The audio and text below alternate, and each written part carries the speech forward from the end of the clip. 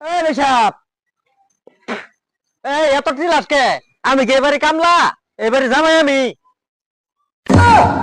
আরে ভাই সাহেব, আন্নার এটা কইতেছি না তো আঙ্গবাড়ি কামলা আন্নে। আন্না বাড়িতে ফোন আইছেন, আন্নার যাবার কইলো ধান কাটা কাম লাগছে। বুঝলাম তো যে যাওয়ার লাগবো, আমার পর তো একটা দেহাও নাই, কিবা যামু কইলি হবো খালি। আরে ভাই সাহেব, আন্নার ব্যবস্থা একটা করতাছি, আন্না রুন।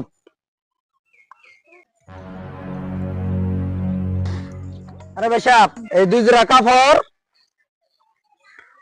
এই 2000 টাকা নেন। ওগো, ঠিক আছে। এই হন, এই বুড়িটা কই, মানে আমার হরিটা কই, কই যাই বাড়ি ঝাড়ু দিতেছে। আমাজান, ও আমাজান। ও জামাই কি হয়েছে? অত সকালে কই যান?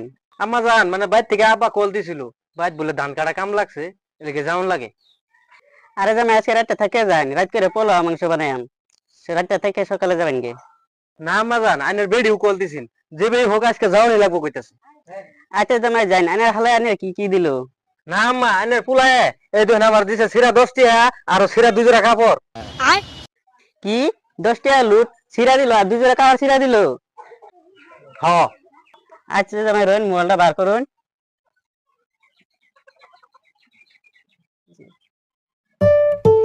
এই যে 10,000 টাকা দিলাম, বাড়িতে নাকি কামলা নিচ্ছুন, কামলা ঘরে দিবেন আর আমার মেয়ের একটা শাড়ি কিন দিবেন।